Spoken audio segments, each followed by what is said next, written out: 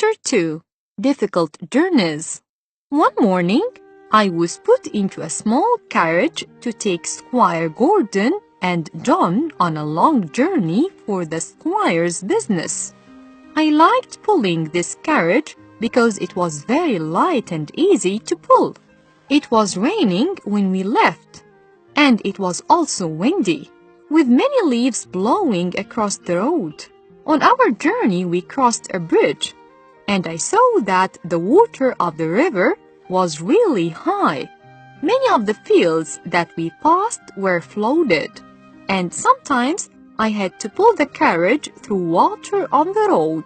When we got to the town, I had a good rest while Squire Gordon did his work. We started to go home late in the afternoon, and now there was a real storm. I heard the strong wind blowing through the big trees that we passed. "I will be happy when we are out of the wood," said Squire Gordon. And as soon as he said this, a big tree suddenly fell across the road in front of us with a loud crash. "That was close," said John. "What can we do?" asked Squire Gordon.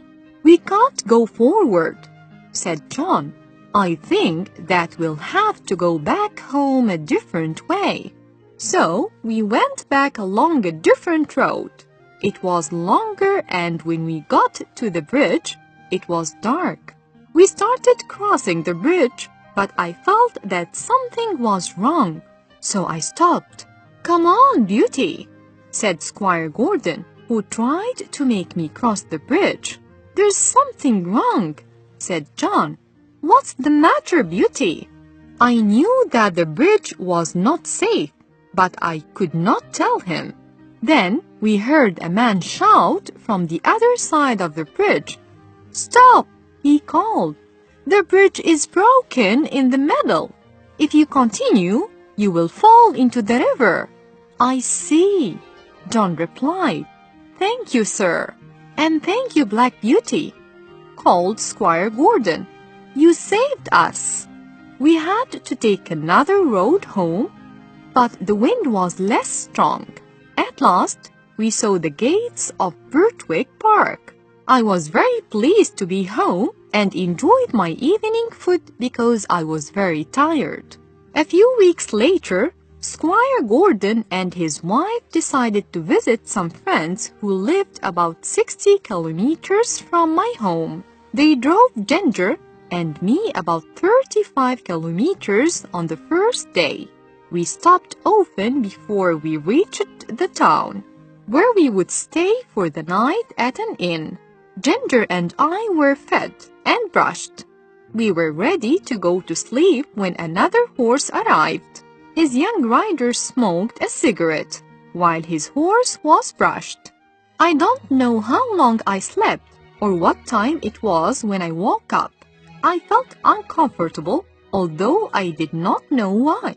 I heard Ginger coughing, and I saw that the air was filled with smoke. Then I knew that there was a fire.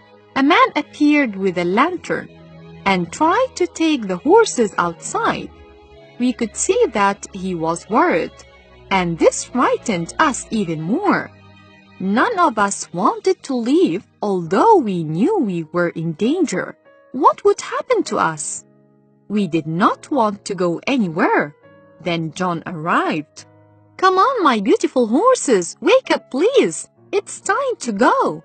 He spoke softly and was so gentle with me that I stopped feeling frightened. I slowly followed him out of the building and away from the fire. When I saw that I was safe, I called out for the other horses to leave. Ginger later told me that I had saved her. By now, the fire was bigger, and just as John led Ginger away from the fire, the building collapsed. Finally, some firefighters arrived to try to put out the fire. After many hours, the fire was no more. When we arrived at the house of Squire Gordon's friends, the next evening everyone was talking to John. "It is one of the hardest things in the world to move horses when there is a fire," said Squire Gordon's friend. "What you did to help them was amazing."